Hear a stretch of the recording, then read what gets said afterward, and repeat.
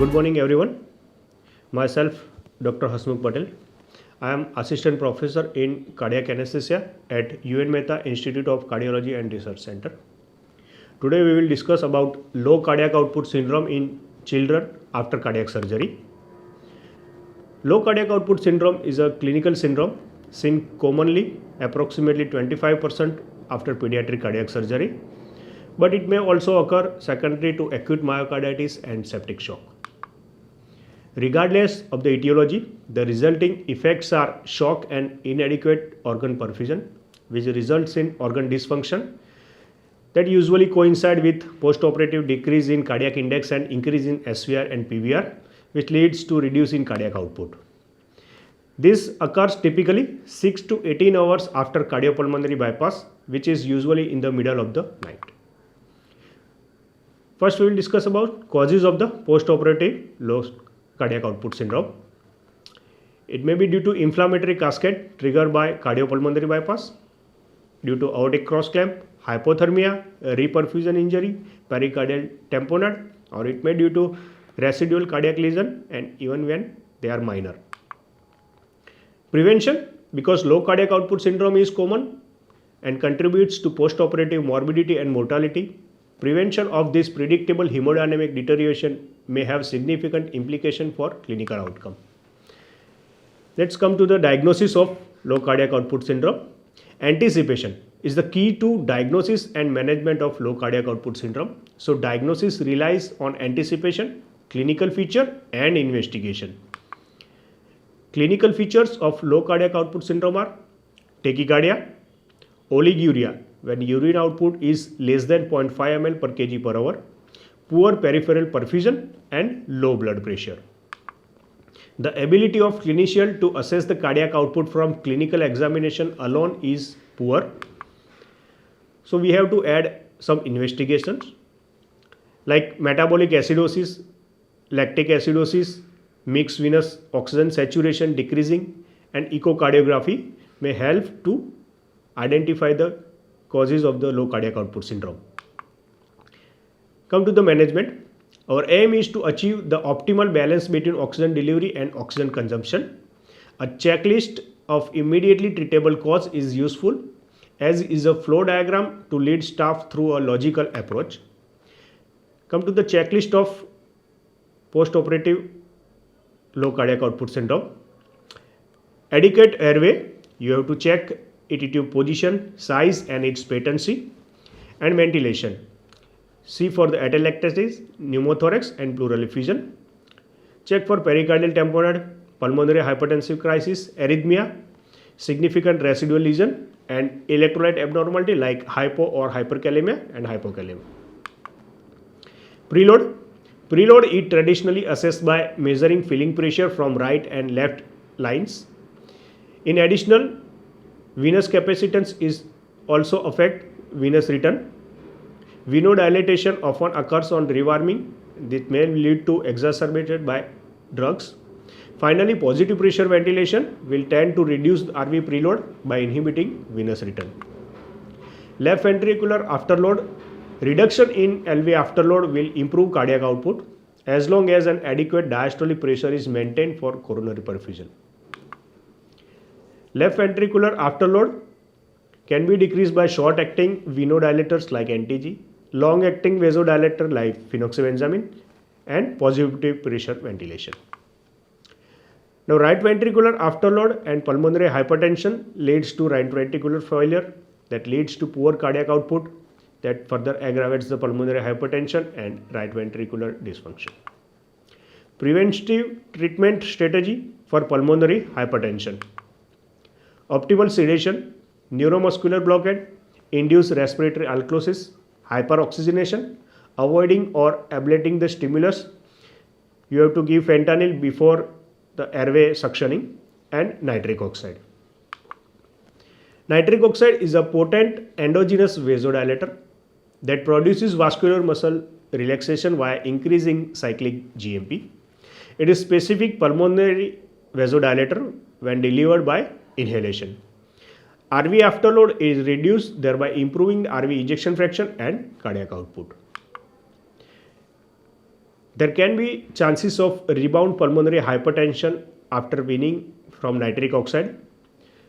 So you have to always overlap sildenafil before the weaning off from inhalation nitric oxide to avoid rebound pulmonary hypertension. Pharmacological treatment of systolic and diastolic dysfunction.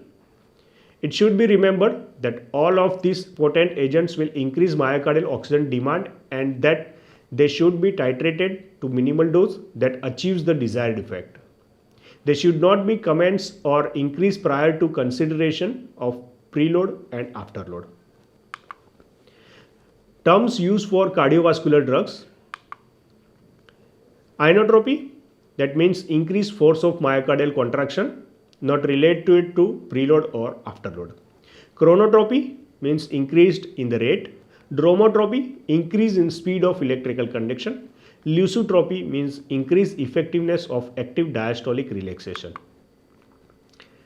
Now come to the drugs and their doses and main effects. Dobutamine 5 to 20 microgram per kg per minute is dose and its effects are inotropy, chronotropy, dromotropy and venodilatation. Dopamine low dose 1 to 5 microgram and higher dose 5 to 15 microgram. At low dose it produces inotropy, chronotropy and dromotropy, while higher dose is also produces the vasoconstriction and chronotropy. Noradrenaline 0.05 to 0.2 microgram per kg per minute, that's the dose. It produces vasoconstriction with some inotropy. Adrenaline low dose is 0.05 to 0.1 microgram per kg per minute. It produces inotropy, chronotropy, dromotropy as well as bronchodilation, multiple endocrine effects like increased glucose and lactose.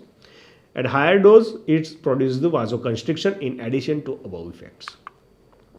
Milrinone dose is 0.5 to 0.75 microgram per kg per minute. It produces inotropy, lusotropy and vasodilatation. Vasopressin, the minimal dose is 0.0003 unit per kg per minute. It is a potent vasoconstrictor.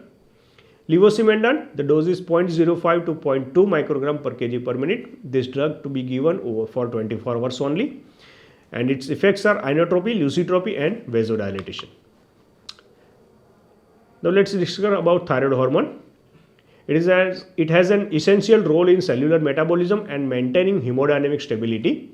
It requires for synthesis of contractile protein and to maintain normal myocardial contraction.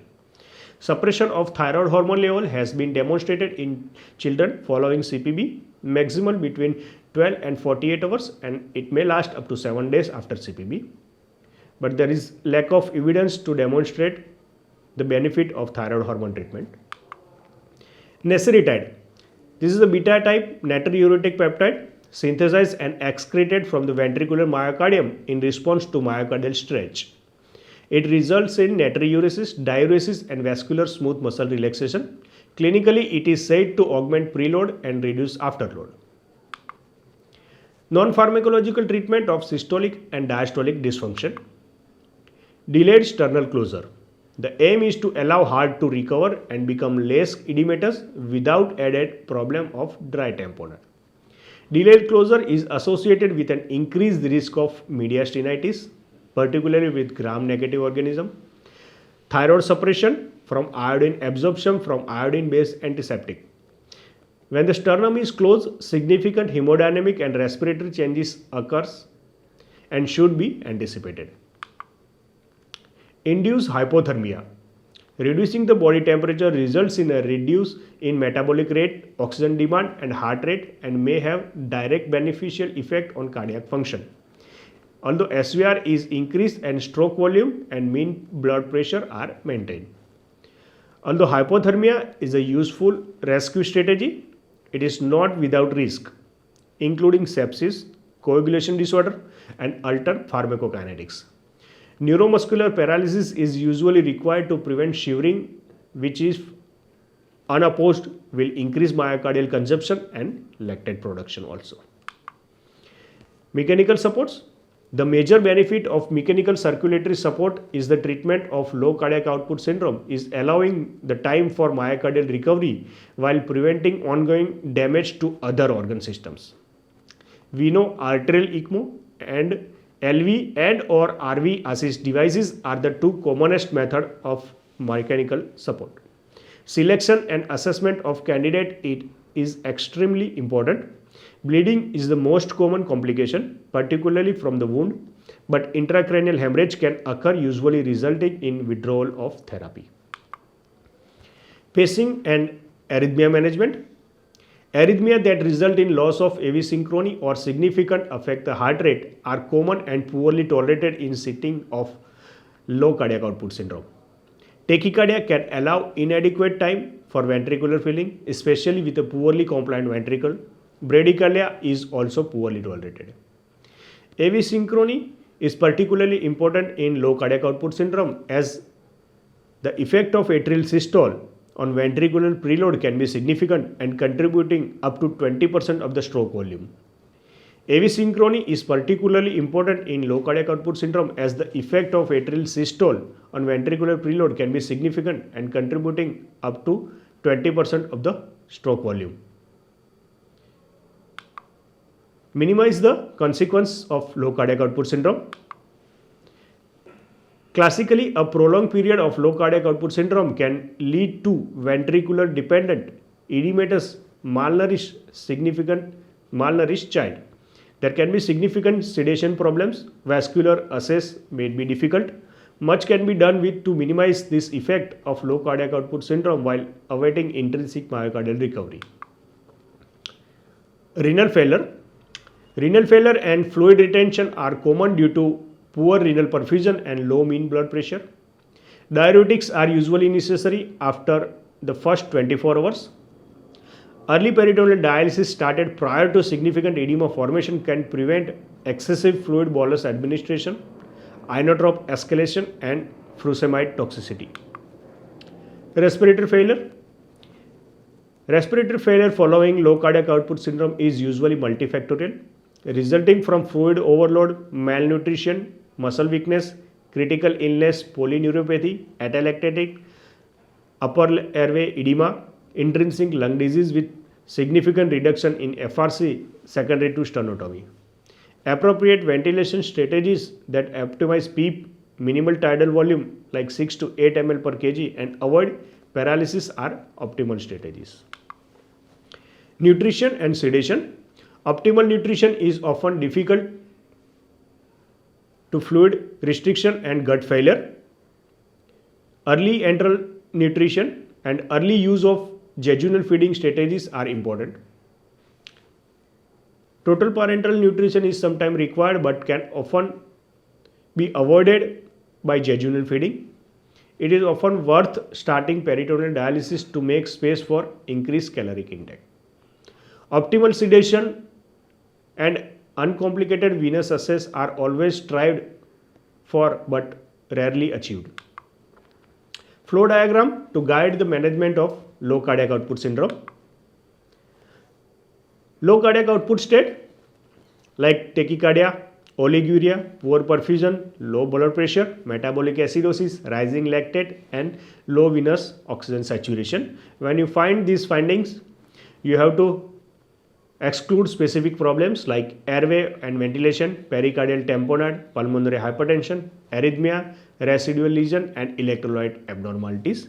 If you find any of these problems, you have to correct this. If these problems are corrected and there is still low cardiac output syndrome, then you have to evaluate and treat specific problems. You have to do echo, you have to do atrial ECG, surgical and medical intervention. Assess preload, clinical examination of the patient, assess the CVP and left atrial pressure. If they are low, you can give fluid challenges like 5 to 10 ml per kg of 5% albumin or give blood if hemoglobin is less than 10 to 12 in acyanotic children and less than 12 to 14 in cyanotic children. Reassess and repeat. Consider effects of ventilation on venous return. If left ventricular afterload is high, you have to give short or long acting vasodilators, inodilators, positive pressure ventilation and sedation.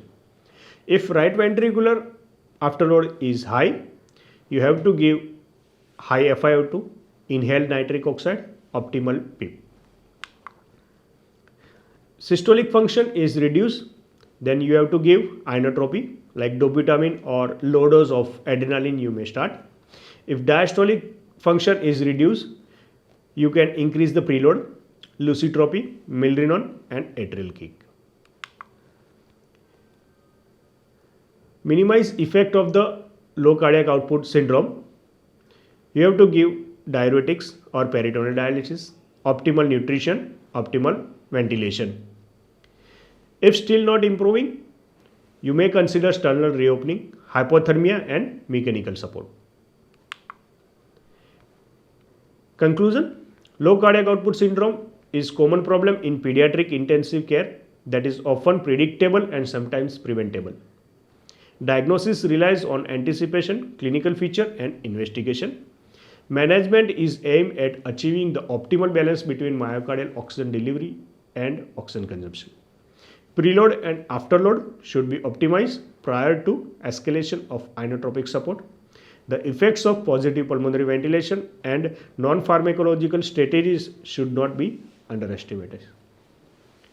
Thank you very much.